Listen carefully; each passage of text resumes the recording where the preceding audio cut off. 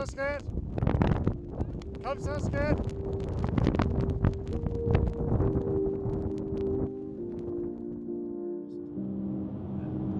Okay, vi er ankommet til Norge for en halvanden time siden. Vi kom til Norge klokken 11.45 cirka. Det var i hvert fald, da færgen var inde. Og så har vi lige været på Mac'en, for vi skulle lige hurtigt have noget mad. Og så skal vi lade i Flå om 2,5 time. Ja, vi ankommer med 12%. Det synes jeg måske er lidt risky alligevel. Nå. Efter planen, der skal vi være ved hytten kl. 16.30 cirka. Men vi kan tjekke ind kl. 17, så det passer faktisk helt perfekt.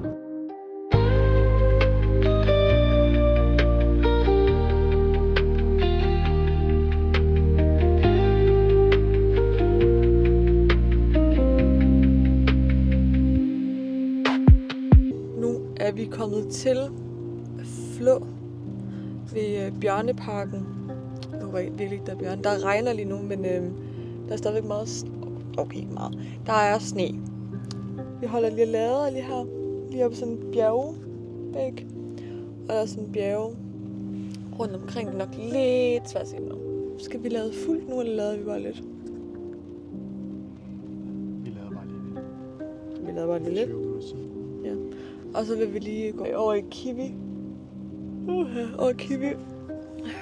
Vi får noget mad. Ja, det er faktisk en, jeg har sovet indtil nu.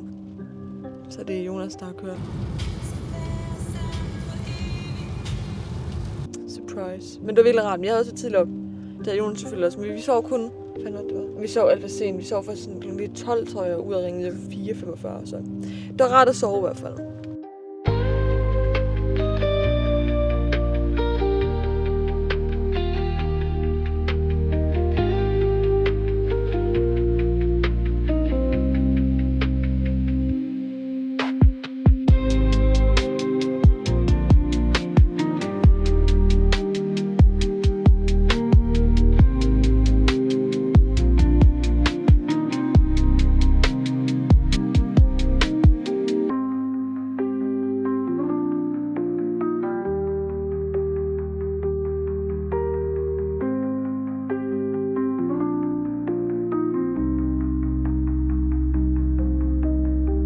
Vi sidder lige her ved en restaurant. Lige nede i bunden af det hele. Og jeg får en øl, og Jonas, du får en kaffe latte. Ja.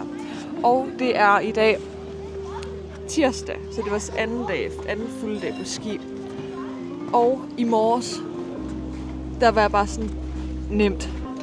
Og der gik ikke engang, jeg tror det gik 1 minut, så væltede jeg totalt meget på ski. Og så kørte vi længere ned, og så ville Jonas lige filme mig og komme kørende rundt sådan et sving.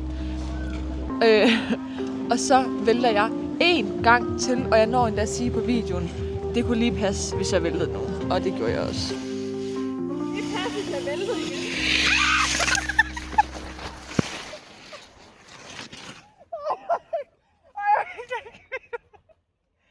Men så var jeg lige lidt sur. Vi skulle lige lige have en state, lige sidde og få lidt mad. Og så blev jeg i bedre humør, og så kørte vi helt op i toppen. Det var 1450 meter, og så tog vi grøn ned. Men den grønne, synes jeg godt nok er nærmere en rød, for at være helt ærlig. Men ja, den tog vi så et par gange, og så følte den faktisk nemmere og nemmere, og nu forsvinder solen. Ja. Vil du give en status? Har du det godt? Hvad siger du? Har du det godt? Ja, det er dejligt. Det var godt.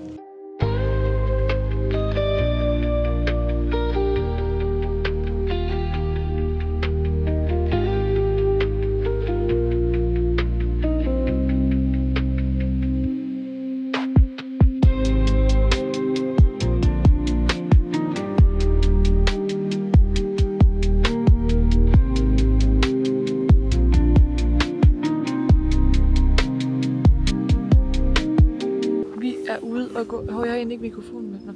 Vi er ude og gå en tur. Det er onsdag, og vi har ikke stoppet ski i dag. Af flere årsager. I går,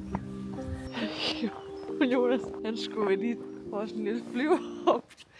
Og så hopper han, kører hen, op på den, og så siger det bare klask, og så ryger han med hovedet ned. Det var vildt synd, det er slet ikke det. Men han ryger bare med hovedet i isen. Og det svarer man, der er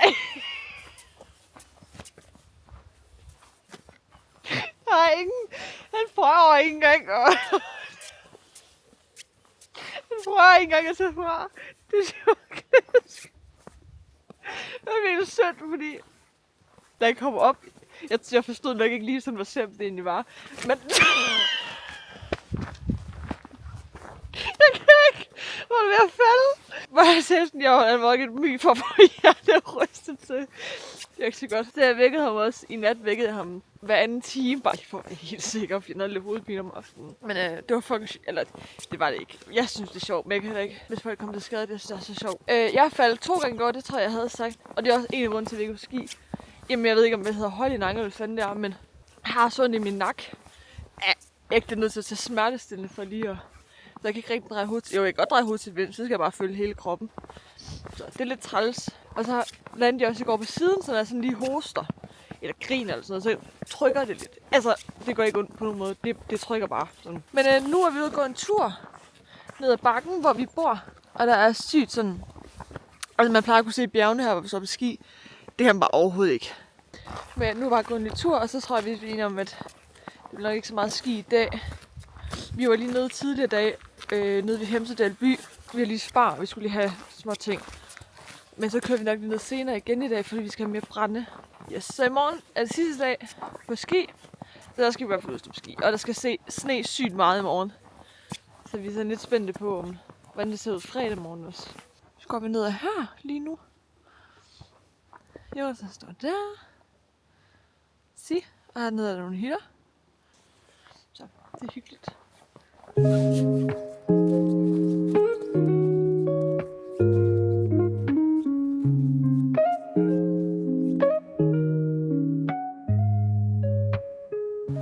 Vi går lige nu ind i sådan en klatrepark. De får vise det. Herinde. Det er meget nice. Ja, så er vi egentlig bare... Det er stadigvæk onsdag. Vi er bare været hjemme. Jeg tror, jeg tog en lur. Det gjorde jeg også. Jeg bare ikke huske, om jeg havde filmet den. Og så har vi været ude lige at gå ind. Altså, det var sgu på turen, jeg filmede. Whatever. Og så kører vi ned til Hemsedal igen. Fordi vi skulle lige have det der brænde. Fik vi brænde? Nej.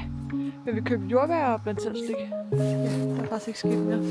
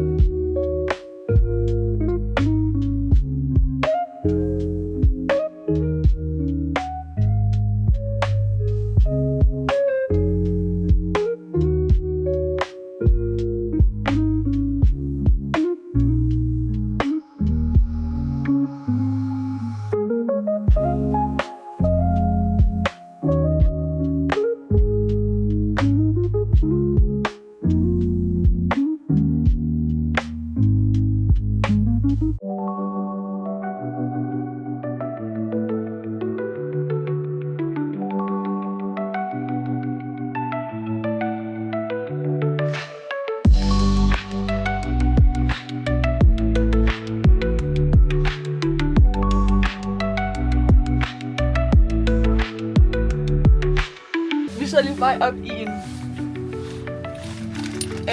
skilift. Og klokken den er lidt over 12, tror jeg. Og det sner. Ja, man kan nok, jeg ved ikke, om man kan se sådan en video, men det sner ret meget. I hvert fald nok til, at vi har skibriller på vej heroppe. Og så tror jeg, vi tager hele vejen op til... Skal vi ikke tage hele vejen op til den grønne? Jo, helt op til toppen. Helt op til toppen. Ja. Og det var sidste dag, det er torsdag. Vi er først lige kommet ud på ski nu. Vi havde lige en slow morning. Ja, og så... så mangler vi at tage sådan en, vi kalder den kærestevideoen. Den skal vi lige optaget, hvis det er opdatering.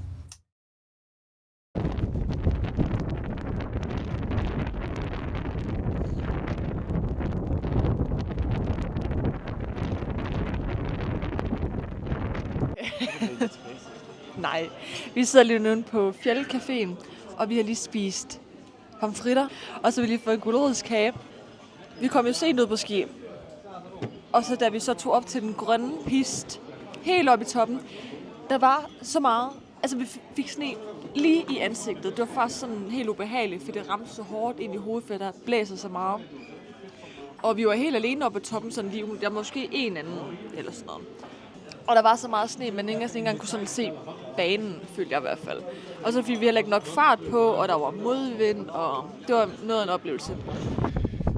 Vi taler om det sidste lift op til toppen, som vi kan se her. Jeg kan ikke se en skid, den er også lukket, så vi kører bare ned herfra. Så vi besluttede os for lige at køre herop og lige holde en lille pause. Men lige om lidt, der skal vi ud igen. Og så ved jeg ikke lige, jeg tror, vi skal ned og have... Jeg tror ikke lige umiddelbart, vi tager derop igen, fordi der blæser 18 meter i sekundet. Så hvis I lige forestiller jer at stå op på sådan en bjergtop, jeg kan jo lige filme den, hvor vi er henne. Okay, man kan ikke engang se bjergtoppen faktisk. Okay. Der skulle komme 30 cm sne i dag. Det fyrer også meget, fordi det blæser, så det er den, der er træls. Så jeg tror bare, vi kører lidt ned og ser, hvordan det ser ud nede i bunden. Det er egentlig status.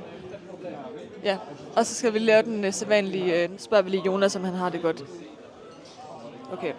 Har det godt? Jeg har det dejligt. Hvordan synes du, det var at være oppe på toppen, hvor der blæste så meget? Det var hyggeligt. Jeg synes, du havde en lidt anden reaktion, da vi var deroppe. Nej, det var da hyggeligt. Det blæste bare meget. Men det var fint markeret af, så vi havde nemt ved at komme ned. Det var da ikke fint markeret af? Det var da fint markeret. Prøv at høre, det gik fint, stille og roligt. Jamen, jeg siger det var kun mig, der væltede. Nå ja, Jonas han væltede igen. Jonas har væltet 2 gange i dag. 2 gange. Vi har det godt. Jeg har lige haft sådan lidt ondt i maven. Det er lidt træls, men nu har jeg det bedre. Jeg fik pomfritter og kage. Det er kuren.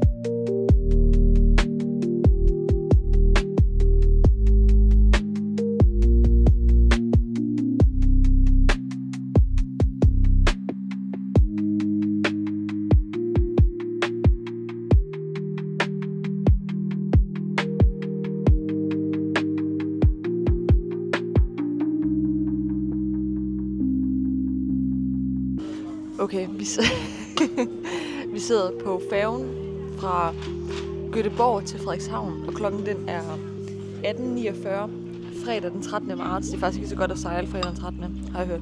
Færgen den endte med at være 1,5 time forsinket, så vi sejlede faktisk først klokken 17.25. Det vil sige, at vi først hjemme klokken 8:30, men det er fint nok. Vi kørte tidligt i morges, vi kørte klokken 7:20. Vi skulle køre vi kørte 7:20, og det gik bare så fint. Vi fik afleveret nøgler i sådan en automat, og satte lige mine skistøvler og sådan, så det gik bare super nemt. Jeg sagde sådan i starten, jeg vil gerne køre lidt. Det gjorde jeg ikke. Jeg endte med at tage en lur i stedet for. Så Jonas han kørte hele vejen. Det er nok ikke nogen surprise. Det gjorde han også hen. Der sagde jeg også, at jeg gerne ville køre lidt. Det må være en anden dag. Men det er gået super fint. En god tur, vil jeg sige. Vi har lavet 2 gange, men det er jo også, fordi vi gerne vil have ordentlig strøm, når vi kommer ind til Frederikshavn. Ja, men det har været en virkelig god ferie. Har vi også lige siddet og snakket om. Vi sidder faktisk lige for en lille øl. Så sidder vi faktisk også og snakker om sommerferie. Vi er allerede i gang med at planlægge den næste. Og nu vil vi lige lave den sædvanlige spørge Jonas, hvordan han har det.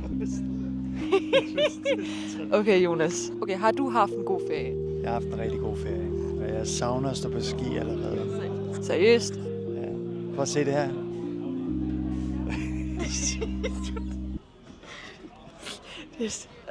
Lige før, der sad vi faktisk et andet sted, end vi gør lige nu. Der sad sådan en helt børnefamilie ved siden af os. Og så Jonas, han... og så slår så sidder jeg sådan, som jeg gør nu. Og så læner han sig sådan bag mig og slår bare en kæmpe bøvs. Jeg var ved at dø af grin. Og det var han også. Og jeg grinede så meget, at de her små piger ved siden af mig, de også begyndte at grine. Ja, jeg tror faktisk, det er det. Jonas skal klippe den her video sammen. Det glæder mig virkelig meget til at se. For han har også taget nogle klip, som jeg slet ikke har set. Vil du lige sige farvel? Bare lige sige farvel. Bye bye. Tak for en god ferie. Bye bye.